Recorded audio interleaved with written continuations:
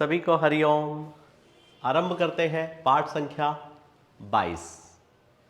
पिछले पाठ में मैंने आपको योग कारक, अकारक और बाधक इन तीनों की परिभाषा लिखवा दी थी कि क्या नियम लगाए जाते हैं जिससे कि हम योग कारक ग्रह को पहचान सकते हैं, अकारक को पहचान सकते हैं और बाधक को पहचान सकते हैं। मैंने मेष लगन की पत्रिका बनाकर आपको एक एग्जाम्पल भी दिया था। आज उसे ही थोड़ा सा और कंफर्म कर लेते हैं। मैंने आपके सामने वृषभ लगन जिसे हम टॉरस कहते हैं और 3 नंबर मिथुन लगन जिसे हम जेमिनाई कहते हैं, तो 2 कुंडलियां मैंने और लगा रखी हैं जिनमें हम एक बार और समझने का प्रयास कर लेते हैं कि योग कारक ग्रह कौन सा होता है, अकारक कौन सा होता है और बाधक ग्रह कौन सा होता है। और एक नियम मैंने आपको और बताया था, अगर हमारी कुंडली में कोई एक ग्रह अच्छे स्थान में है और एक ग्रह बुरे स्थान में है तो हम उसे सम कहेंगे। यह आपको इसलिए बता रहा हूं कि जब हम नैसर्गिक मित्रता और तात्कालिक मित्रता को समझने के लिए पाठ देंगे तो मुझे उम्मीद है कि आप एक ही पाठ में सब कुछ समझ जाएंगे। तो आरंभ करते हैं। 2 नंबर जिसके स्वामी शुक्र देव जी होते हैं, जिन्हें हम वीनस कहते हैं, इनकी 2 नंबर की राशि लग्न में है और दूसरी राशि 6 नंबर जिसे हम मूल त्रिकोण की राशि कहते हैं वो छठे भाव में है। तो एक अच्छा स्थान है और एक बुरा स्थान है।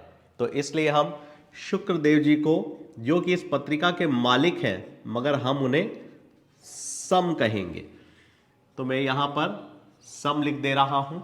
अब हमारे दूसरा घर जिसे हम मारक हाउस कहते हैं, 3 नंबर बुध देव जी की राशि है और उनकी दूसरी राशि त्रिकोण में है। तो एक बुरा स्थान और एक अच्छा स्थान। तो यहाँ हम शुक्र देव जी के लिए बुध देव जी को भी सम कहेंगे। अब हमारे चंद्र देव जी एकल स्वामित्व वाले 2 ही ग्रह होते हैं, एक सूर्यदेव और एक चंद्रदेव, जिनके पास सिर्फ एक एक राशि का ही स्वामित्व प्राप्त है। तो चंद्रदेव जी को शुक्र देव जी ने एक ही 3 नंबर घर की राशि दी है जिसे हम उपचय स्थान की राशि भी कहते हैं और जिसे हम शुभ स्थान नहीं मानते हैं।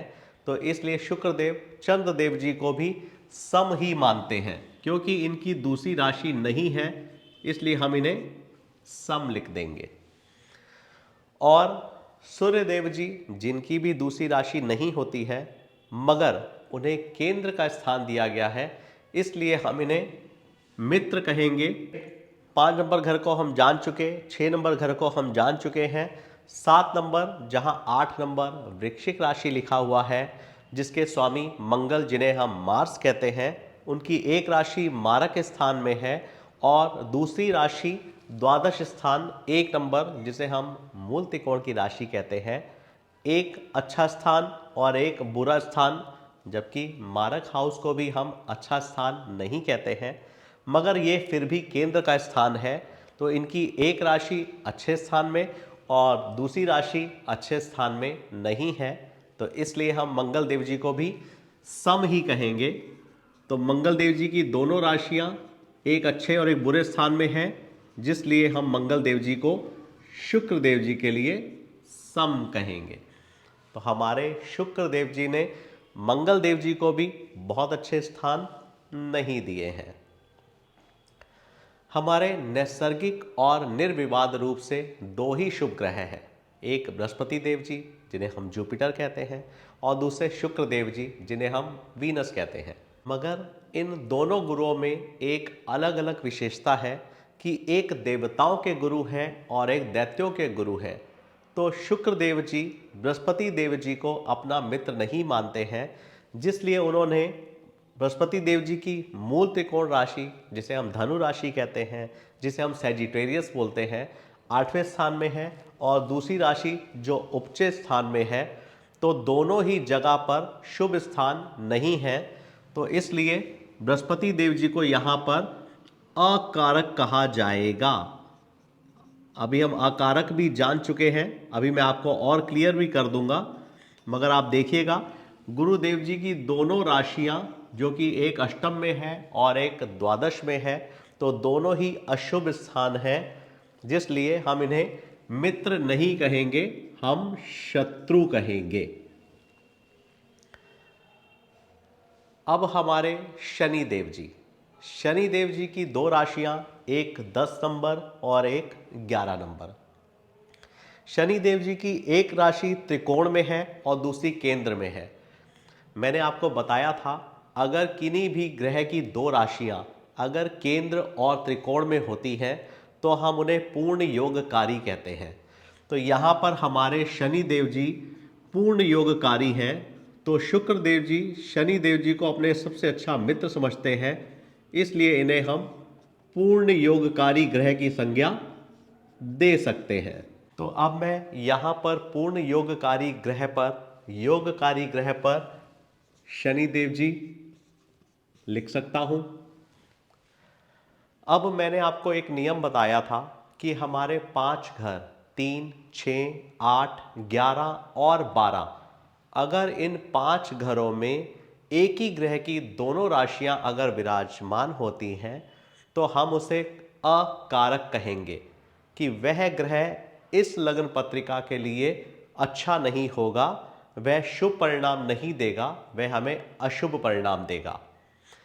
तो हमारा 3 नंबर घर, चंद्रदेव जी की एक ही राशि होती है, दूसरी राशि नहीं होती है, इसलिए हम चंद्रदेव जी को नहीं लेंगे। शुक्रदेव जी की 7 नंबर जो छठे घर में है और दूसरी राशि लग्न में है, तो हम इसे भी नहीं लेंगे।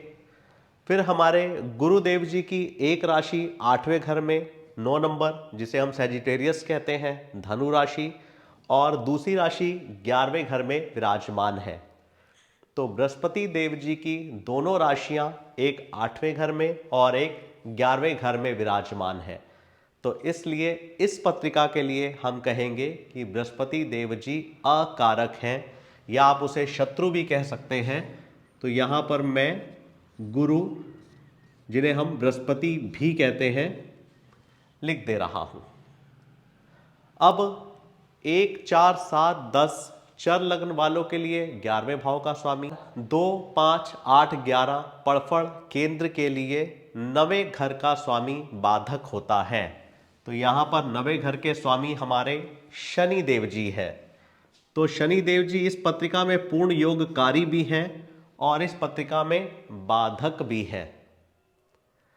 अब आपको लगता है कि एक ग्रह कुंडली में पूर्ण योगकारी भी है और वही ग्रह बाधक भी है, तो इसीलिए मेरा अपना मत है कि मैं बाधक पे कम विश्वास करता हूं, मगर हमारे शास्त्रों में दिया हुआ है, इसलिए मैं आपको बताना चाहता हूं कि आपको ये ना लगे कि मुझे इस बारे में जानकारी ही नहीं है। तो मैं जब प्रिडिक्शंस करता हूं या जो मैंने अपनी प्रैक्टिस में देखा है, तो जो ये बाधक हैं इनका इतना प्रभाव दिखाई नहीं देता, फिर भी शास्त्रों में दिया हुआ है तो मैं आपको जानकारी साझा कर रहा हूं। अब एक बार हम 3 नंबर पत्रिका पर भी फटाफट कर लेते हैं। तो एक राशि बुध देव जी की तीसरे घर में और दूसरी राशि केंद्र में है। तो केंद्र और त्रिकोण के स्वामी पूर्ण योगकारी होते हैं। तो यहां बुध देव जी पूर्ण योगकारी नहीं हैं और हमारे बुध देव जी स्वयं इस लग्न पत्रिका के मालिक हैं, तो वह अपनी लगन पत्रिका के लिए शुभ ही होंगे, क्योंकि इनकी मूल त्रिकोण भी केंद्र में है, जो छठे घर की राशि को हम मूल त्रिकोण राशि भी कहते हैं। मैंने आपको यह भी बता रखा है कि द्विस्वभाव लगन की राशियों में कोई भी ग्रह पूर्ण योगकारी नहीं होता है। अभी आपको यहां देखने को भी मिलेगा। चंद्रदेव जी की राशि एक ही होती है और वह भी मारक स्थान पर है। मैंने आपको नैसर्गिक में बताया था कि बुध देव चंद्रदेव जी को अपना मित्र नहीं मानते हैं, इसलिए उनको मारक स्थान की राशि दी है। तो यहां पर चंद्रदेव जी को अच्छा स्थान नहीं दिया गया है। वह बुध देव सूर्य देव जी को भी सम मानते हैं। नैसर्गिक मैत्री में मैं आपको बता चुका हूं। यहां पर आपको देखने को भी मिल रहा है कि सूर्य देव जी की एक ही राशि है, इसलिए हम सूर्य देव जी को सम कहेंगे। अब बुध देव जी ने शुक्र देव जी को एक सबसे अच्छे स्थान त्रिकोण की राशि और दूसरी द्वादश स्थान की राशि दी है। तो एक अच्छा स्थान और एक बुरा स्थान, तो यहाँ पर हम शुक्र देव जी को भी सम कहेंगे, क्योंकि उनकी एक राशि अच्छे स्थान में है और दूसरी राशि अच्छे स्थान में नहीं है। तो इसलिए एक अच्छा और एक बुरा तो सम कहेंगे। मंगल देव जी, नैसर्गिक मैत्री में आप जान चुके हैं कि बुध देव मंगल देव को अपना मित्र नहीं मानते हैं। तो यहाँ मंगल देव जी को एक अशुभ स्थान की और दूसरी उनकी उपचय स्थान मूल त्रिकोण की राशि, दोनों अशुभ स्थान दिए हैं मंगल देव जी को। तो अब मैं इन्हें अकारक भी कह सकता हूं। यहां पर दो राशियां दोनों अच्छे स्थान में नहीं हैं, इसलिए मंगल देव जी को अकारक कहना या शत्रु कहना ठीक होगा। बुध देव जी मंगल देव जी को अपना मित्र नहीं मानते हैं, यहां फिर आपको देखने को मिल रहा है। बृहस्पति देव जी की दो ही राशियां हैं, तो बुध देव जी बृहस्पति देव जी को अपना मित्र मानते हैं, शत्रु मानते हैं या सम मानते हैं, क्योंकि एक राशि मारक स्थान की मगर फिर भी वह केंद्र है और दूसरी राशि केंद्र की जो कि अच्छा स्थान है। तो इसलिए हम बृहस्पति देव जी को भी सम कहेंगे कि बुध देव जी बृहस्पति देव जी को भी सम मानते हैं। और हमारी शेष दो राशियां बचती हैं शनि देव जी की। तो शनि देव जी को एक 8वां स्थान मिला है और एक त्रिकोण का स्थान मिला है, एक अच्छा और एक बुरा। तो बुध देव जी शनि देव जी को भी सम मानते हैं। यहाँ हमने अच्छी तरह से देख लिया है कि द्विस्वभाव लगन की राशियों में कोई भी ग्रह पूर्ण रूप से पूर्ण योगकारी नहीं होता है। तो मंगल देव जी जिनकी दोनों राशियां अच्छे स्थान में नहीं हैं, इसलिए इस पत्रिका के लिए हम मंगल देव जी को अकारक या शत्रु कहेंगे। जब भी मंगल देव जी की दशा अंतर्दशा आएगी तो वह इन लगन वाले जातकों के लिए शुभ परिणाम कम देगी। और तीसरा जो कि 3, 6, 9, 12 द्विस्वभाव लग्न वालों में 7वें घर का स्वामी 7 नंबर जो हमारे गुरु बृहस्पति जी हैं वह बाधक होंगे, ऐसा शास्त्रों में दिया गया है। अब शेष लग्नों पर आप घर पे मेहनत कीजिए, उससे कि आप जान सकेंगे कि कौन सी लग्न पत्रिका में कौन सा ग्रह शुभ होता है, मित्र होता है, शत्रु होता है या सम होता है। तो उनकी दशा महादशा आने पर वह हमारे साथ किस तरह का परिणाम देंगे। आज के लिए इतना ही। आप सभी को हरिओम। भगवान शिव की कृपा आप सब पर सदा बनी रहे।